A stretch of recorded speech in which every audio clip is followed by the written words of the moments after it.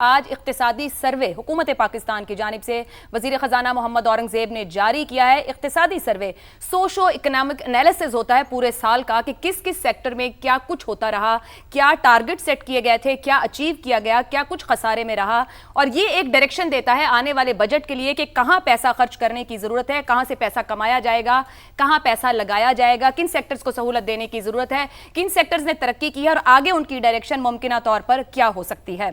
तो इस घंटे में हम बात करेंगे कि आज इकोनॉमिक सर्वे ने जो कुछ सामने रखा है किस हद तक उसके ऊपर ट्रस्ट किया जा सकता है, नंबर्स जो बता रहे हैं क्या वही कुछ पिछले पूरे साल में अवाम तक ट्रांसलेट हुआ, और इसको सामने रखते हुए आने वाले बजट से अवाम को क्या तवक्कुआत रखने की जरूरत है। हमारे साथ इस घंटे में मौजूद होंगे ज़ैगम खान साहब, अबसार आलम साहब, Imran Khan Tisori, chairman Pakistan gems jewellery trades and export association, Waqas H Musa, chairman Pakistan solar association. Zaigham साहब, आपसे आगाज करूंगी। इकोनॉमिक सर्वे सामने रख दिया गया है जिसमें बताया गया कि हमारी जीडीपी की शरह 3.7% रही। बहुत से सेक्टर्स में ग्रोथ बताई गई है हुकूमत की तरफ से, मगर कंपेयर करना है हमने इस बात से कि जो बजट बनाया जाता है वो अवाम के लिए बनाया गया था। क्या अवाम तक वो सहूलियात, वो तरक्की, वो ग्रोथ, वो डेवलपमेंट पिछले साल में ट्रांसलेट हो पाई? क्योंकि एक बात आज जितने लोग तज्जिया देते रहे करते रहे, IMF कंप्लायंस का लफ्ज हर जगह जुड़ रहा है। क्या IMF कंप्लायंस में अवाम बिल्कुल माइनस हो जाते हैं? आयशा, जब भी आपको IMF के साथ कंप्लाई करना पड़ता है तो अवाम माइनस होते हैं, क्योंकि IMF ये कहता है कि अपनी किताबों को बैलेंस करो, अपना खर्चा अपनी आमदनी के मुताबिक करो। जो पिछले कसूर होते हैं हुकूमत के, उसकी कीमत पूरी कौम को देनी पड़ती है, ख़ास तौर पे अवाम को देनी पड़ती है, और अवाम ने वो दी है। आप देखिए पिछले 4 साल में अवाम का क्या हशर नशर हुआ है और पूरी मईशत का क्या हशर नशर हुआ है। देखिए, अवाम को मईशत से क्या मिलता है? अवाम को मईशत से उस वक्त मिलता है जब मईशत में ग्रोथ होती है, क्योंकि जब मईशत ग्रो करती है तो फिर उसमें जॉब्स आती हैं, फिर उसमें कारोबार आता है, तभी उसमें सब मौके आते हैं। और पिछले ये जो पूरे 4 साल हैं, ये पाकिस्तान की ग्रोथ स्टोरी के बदतरीन सालों में से हैं। वैसे तो 20 साल से वही हाल है, और अभी जो आपको अच्छे इशारे भी नजर आ रहे हैं, मिसाल के तौर पर लार्ज स्केल मैन्युफैक्चरिंग का हमें बताया है कि 6% से ऊपर हो गए, बहुत अच्छी बात है। लेकिन इसमें एक चीज जहन में रखिए, जब मईशत इतना नीचे गिरी होती है तो एक दफा वो रिबाउंड करती है, यानी जो वो गड़े से गिरी होती है, गड़े से तो निकल आती है, लेकिन इसका मतलब ये नहीं कि अगले साल भी 6% होगा। फिर आप देखिए कि पाकिस्तान की बहुत बड़ी तादाद जो है वो ज़राअत के साथ वाबस्ता है, यानी ज़राअत जो है अगर वो मईशत का 22% है तो कोई एम्प्लॉयमेंट का तकरीबन वो 40% है जिससे लोग वाबस्ता है, बहुत बड़ी तादाद वाबस्ता है। और जो ज़राअत का हाल है वो आपको नजर आ गया। ज़राअत वो सेक्टर है जहाँ के हालात ठीक नहीं है, सर्वे में भी ये चीज़ नजर आ रहा है, और उसका एक जो इजहार है आपको ज़राअत के एक्सपोर्ट्स में भी नजर आया। हमने देखा कि चावल की मिसाल के तौर पर एक्सपोर्ट्स पर कितनी बुरी तरह से असर पड़ा है। जो हमारी फूड की एक्सपोर्ट्स हैं वो जो गिरी हैं, वो इस बात का वाज़ेह इजहार है कि पाकिस्तान की जो ज़राअत है वो बुरे हाल में चली गई, और उसका जाहिर है करोड़ों लोगों पर असर पड़ा होगा। और हम मुसलसल इस पर बात करते रहे हैं कि ज़राअत जो है वो बदहाली का शिकार है नहीं, बल्कि उसको बदहाली का शिकार किया गया है। It's not a bad story, मतलब टुगेदर कुछ चीज़ें बहुत अच्छी हैं, उनको क्रेडिट भी दिया जाना चाहिए। मेरे ख्याल में सबसे जो अच्छी चीज़ है वो ये है कि मालियाती खसारे को इन्होंने कंट्रोल कर लिया है, और मालियाती खसारा है वो 1% से कम है जीडीपी का, 0.7%। देखिए, ये कोई 850 अरब रुपए का घाटा हुकूमत करेगी, अगर ये 2.5% होता तो 3000 अरब का घाटा होता। तो ये एक अच्छी चीज है, प्राइमरी सरप्लस अच्छी चीज है। लेकिन ये वही बातें हैं, जो अच्छी बातें हैं वो बातें हैं जो पाकिस्तान में 25 दफा हुई हैं। यानी जब हम गिरते हैं और IMF के पास जाते हैं, तो IMF के बाद जब कंसोलिडेट करते हैं, तो दिस इज कंसोलिडेशन स्टोरी। अच्छा, ज़ैगम साहब, आपने बेरोजगारी का जिक्र किया, उसकी शरह भी हम देख रहे हैं मुसलसल बढ़ती जा रही है।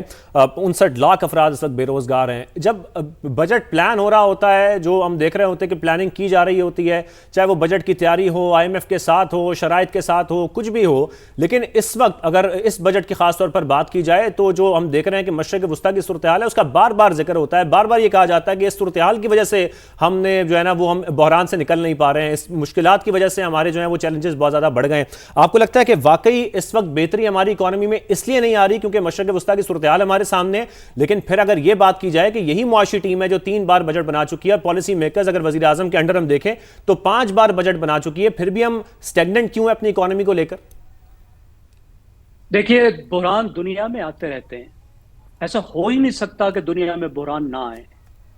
पिछले 10 साल में भी 3-4 बार बुहरान सिर्फ हमारी मईशत में तो नहीं आए, बुहरान सिर्फ हम तो फेस नहीं कर रहे, सारी दुनिया फेस कर रही है ना।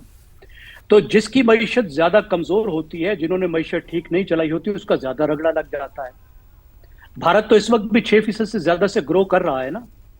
क्या भारत की डिपेंडेंस नहीं है इन सब मुल्कों पे? भारत अपना तेल कहां से मंगाता है?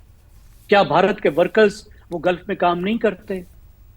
सारा कुछ वही का वुच है, लेकिन उन्होंने संभाल लिया। पाकिस्तान पर ही क्यों मुसीबत आती है? कोविड आए, कोई माशी बुहरान आए, कहीं जंग आए, तो पाकिस्तान का रगड़ा क्यों निकलता है? इस वजह से कि आप अपनी मईशत को ठीक तरह से रन नहीं कर रहे, आपकी मईशत में रेजिलियंस नहीं है, आपकी मईशत में वल्नरेबिलिटी है, कमजोरी है। जिस तरह एक बीमार बूढ़ा होता है ना, वो जुकाम से ही बेचारा फौत हो जाता है, या बहुत गरीब आदमी होता है, उसकी 1 महीने की भी अगर तनख्वाह नहीं मिलती तो उसके घर में फाके पड़ जाते हैं। पाकिस्तान की वो हालत हो गई है, इसको मजबूत नहीं किया गया। और जहां तक रोजगार का सवाल है, बेरोजगारी का सवाल है, देखिए इसका डेवलपमेंट इकोनॉमिक्स से ताल्लुक है। इसका ताल्लुक ये है कि आप अपनी मईशत को, आपके प्रोडक्टिव सेक्टर्स को किस तरह बढ़ा रहे हैं, आपके मईशत में प्रोडक्टिविटी कितनी है, आपकी मईशत में इल्म कितना है, आपकी मईशत में सोशल डेवलपमेंट कितनी है, आप लोगों को तालीम कितनी दे रहे हैं, आप उनको सेहत कितनी दे रहे हैं।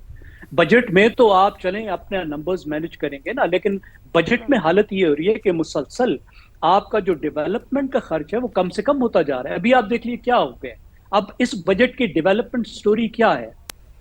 अगर आप डेवलपमेंट के लिए आपके पास पैसे नहीं है तो इसका मतलब है आप मईशत में इन्वेस्ट नहीं कर रहे, ना हुकूमत कर रही है।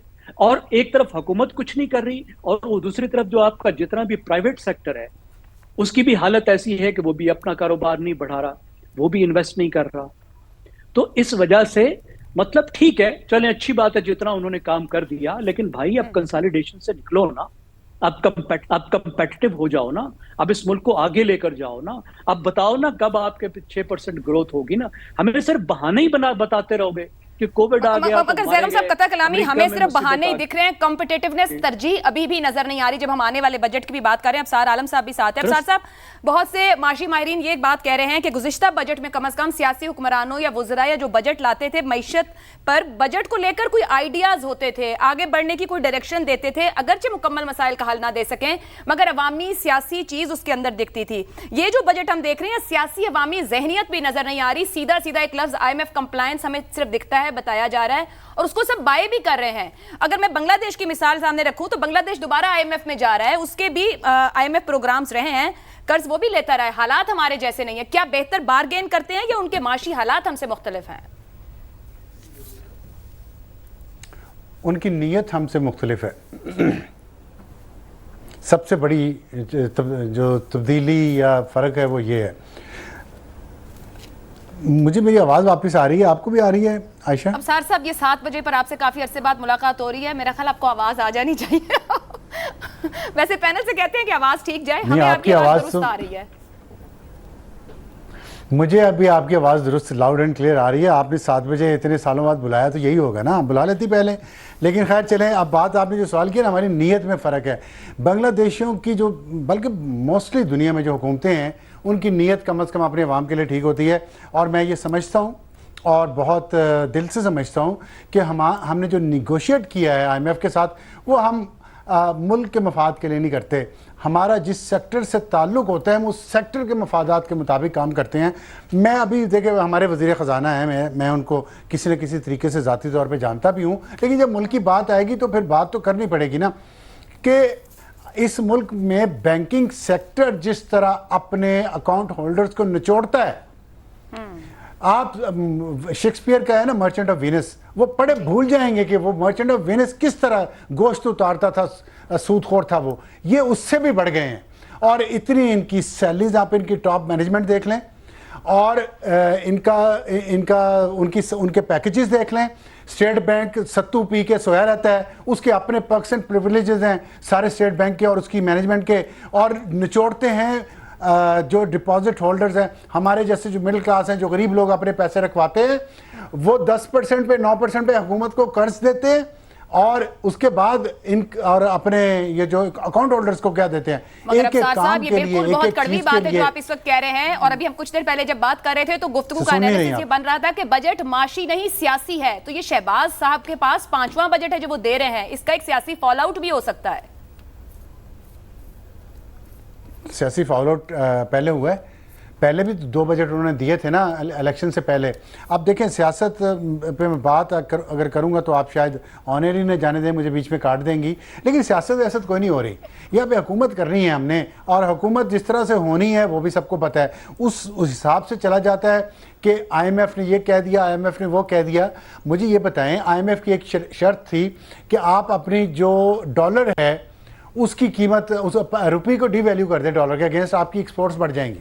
आप मुझे बताएं, हमारी एक्सपोर्ट्स बढ़ी हैं जब पिछले 4 साल से हमने डॉलर को कहाँ से कहाँ चला गया है, 100 सवा 100 से अब इस वक्त 300 तक पहुंची हुई बात। हम रोजाना छलांगे मारते हैं, और कल मैं देख रहा था मुसलसल एक कैंपेन चली है कि 4.5 पता नहीं है 4.2 बिलियन डॉलर एक महीने में ओवरसीज पाकिस्तान में भिजवा दिए। सो वॉट क्या है ये? क्या इकोनॉमिक ये डेवलपमेंट है? कुछ शर्म करनी चाहिए कि हम अपनी आबादी को यहाँ तरक्की नहीं देते, स्किलफुल नहीं बनाते। हम मजदूर बाहर भेजते हैं, वो वहाँ गैर इंसानी हालात में रहते हैं, हम उनका ख्याल नहीं करते, हमारे सफारत खाने, और वो वहाँ से भिजवा रहे हैं। और भाई हमारी इकोनॉमी GDP ग्रोथ किधर है?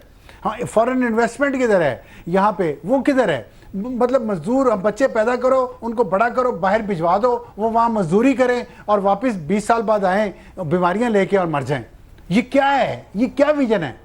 तो इस बात पे ना आप मुझे बताएं कि हमारी एक्सपोर्ट्स पे 4.2 बिलियन डॉलर की तरक्की हुई है पूरे साल में। एक महीना छोड़ हमने दिया, एक्सपोर्ट्स का पूरे साल रिप्लेसमेंट में हुई उसमें है। देख लिया है रेमिटेंस के अंदर, हालांकि अप्रैल में 7.6% की गलत है कमी ना, है रेमिटेंस ये में। गलत है। और अफसार साहब वो गलत है इसको ना, मैन सोचते पावर नहीं है ना। एक्सपोर्ट का नाम देते हैं।